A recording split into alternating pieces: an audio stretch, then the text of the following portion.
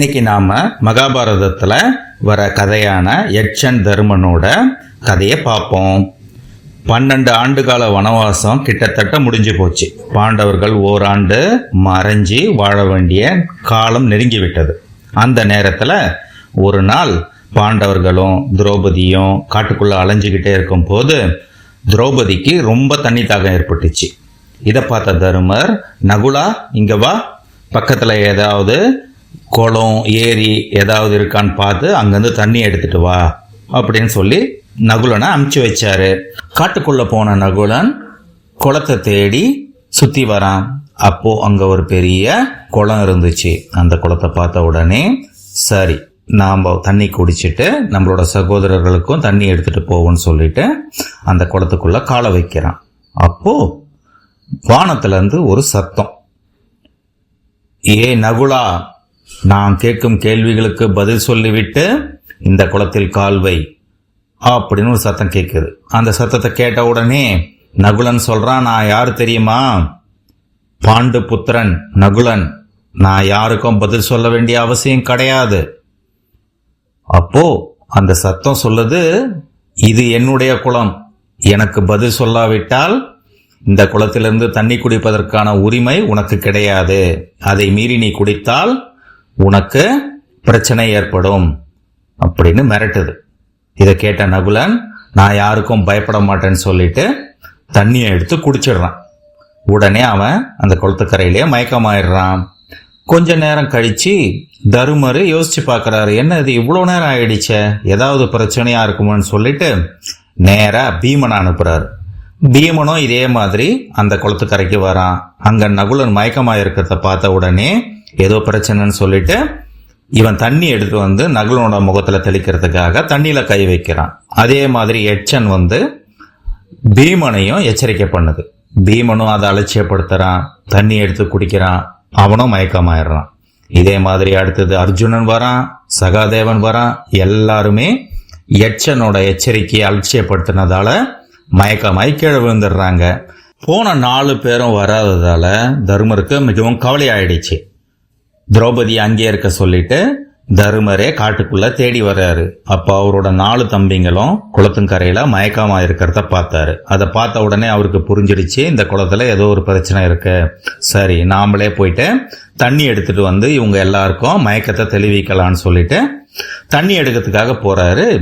அப்போ மறுபடியும் யட்சனோட குரல் கேக்குது, தருமா, தண்ணியில கை வைக்காத, நான் தான் யட்சன், இந்த குளத்துக்கு சொந்தக்காரன். உன்னுடைய சகோதரர்கள் 4 பேரும் என்னோட எச்சரிக்கையை அலட்சியப்படுத்தினதால இப்போ மயக்கமாயிருக்காங்க. நீ என்னோட கேள்விகளுக்கு பதில் அளிச்சுட்டு உனக்கு தேவையான தண்ணிய எடுத்துக்கோ. இதை கேட்ட தருமர் சொல்றாரு, சரி, உன்னோட கேள்விகளை கேளு, எனக்கு தெரிஞ்ச வரைக்கும் நேர்மையா பதில் சொல்றேன் அப்படின்னு சொல்றாரு. யட்சன் உடனே கேள்வி கேட்க ஆரம்பிக்குது, தர்மா, எந்த மனுஷன் துணை உள்ளவனாகிறான்? உடனே தர்மன் சொன்னாரு, தைரியம் உள்ள மனிதன் துணை உள்ளவனாகிறான். தைரியத்தை விட மிகப்பெரிய துணை யாருக்குமே எதுவுமே கிடையாது. யட்சன் உடனே, தர்மா, தாங்கும் சக்தியில பூமியை விட மிக உயர்ந்தது எது? தருமர் சொல்றாரு, அது ஒரு தாயோட மனம். சந்தோஷமான யட்சன், நான் அடுத்த கேள்வியை கேட்கிறேன், ஒரு மனுஷனுக்கு ஆகாயத்தை விட உயர்ந்தது எது? தருமர் சொல்றாரு, அது அவனோட தந்தை. தருமா, நீ இதுவரைக்கும் எல்லா கேள்விக்கும் சரியான பதில சொல்லிட்டேன்னு சொன்ன யட்சன், தர்மா, காற்றை காட்டிலும் வேகமானது எது? தருமர் உடனே சொல்றாரு, மனுஷனோட மனம்தான் காற்றை விட வேகமானது, அது எங்க ஒன்னாலும் போயிட்டு வரும். அருமை அப்படின்னு சொன்ன யட்சன், தர்மா, அடுத்த கேள்வி, புல்லை விட அலட்சியமாக கருதிவிடக்கூடியது எது? தருமர் சொல்றாரு, அது கவலை. நாம அது சின்னதா நினைச்சுக்கிட்டே இருப்போம், ஆனா அது ஒரு கட்டத்துல நம்மளை விட பெருசா வளரும். அதனால அதை அலட்சியமா நாம நினைக்கவே கூடாது அப்படின்னு சொல்றார். இதை கேட்ட யட்சன், சரி தர்மா, பிறந்தும் அசைவற்று இருப்பது எது? கொஞ்ச நேரம் யோசிச்ச தருமர் சொன்னாரு, அது முட்டை. முட்டை ஒரு பறவையிலேருந்து வெளியே வந்துடுது. அப்போ அது பிறந்து விட்டது. ஆனாலும் அது அசையாம இருக்குது. ரொம்ப அருமையா சொன்ன அப்படின்னு சொன்ன யட்சன், தர்மா தன்னோட வேகத்தாலேயே வளர்வது எது? தர்மர் சொன்னாரு, அது நதி. அந்த நதி மட்டும்தான் வேகத்துல தனக்கு தேவையான எல்லாத்தையும் சேர்த்துக்கிட்டு வளர்ந்துகிட்டே போகும். யட்சன் சொன்னாரு, சரி, உனக்கு இறுதியா 2 கேள்விகள். முதல் கேள்வி, மனிதனால் வெல்ல முடியாத பகைவன் யார்? தர்மர் சொன்னார், கோபம். அற்புதம்னு சொன்ன யட்சன், முடிவே இல்லாத வியாதி எது? தர்மர் சொன்னாரு, அது பேராசை.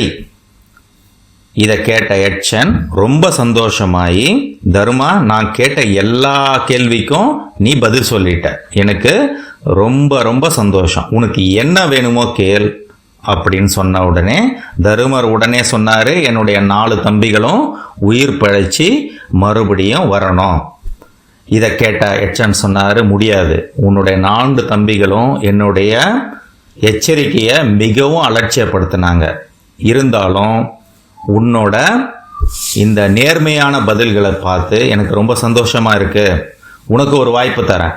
உன்னுடைய 4 தம்பிகள்ல யாராவது ஒருத்தரை மட்டும் நான் உயிரோட தரேன். அது யாருன்றத நீ முடிவு பண்ணு. தருமர் சொன்னாரு, எனக்கு நெடிய மரம் போல விழுந்து கிடக்கும் அழகன் நகுலன் தான் உயிரோட திரும்பி வரணும் அப்படின்னு சொன்னார். இதை கேட்ட உடனே யட்சனுக்கு ரொம்ப ஆச்சரியம். என்ன தருமா இது? இன்னும் கொஞ்ச காலத்துக்கு கழிச்சு மிகப்பெரிய போர் வரப்போகுது.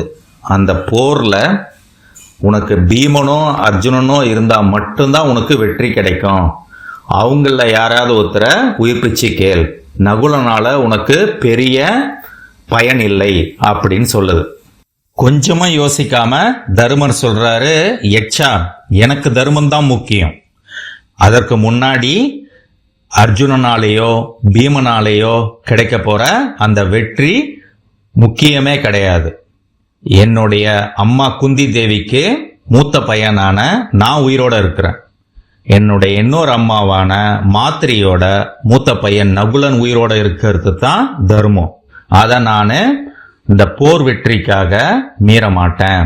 அதனால உன்னால ஒருத்தரை தான் உயிரோட எடுத்துட்டு வர முடியும்னா எனக்கு நகுலனை உயிரோட கொடு அப்படின்னு கேட்ட உடனே யட்சன் சிரிச்சுக்கிட்டே, தருமா, உன்னோட இந்த பதிலால நான் ரொம்ப சந்தோஷமாயிட்டேன்ட்டு அவர் முன்னாடி வராரு.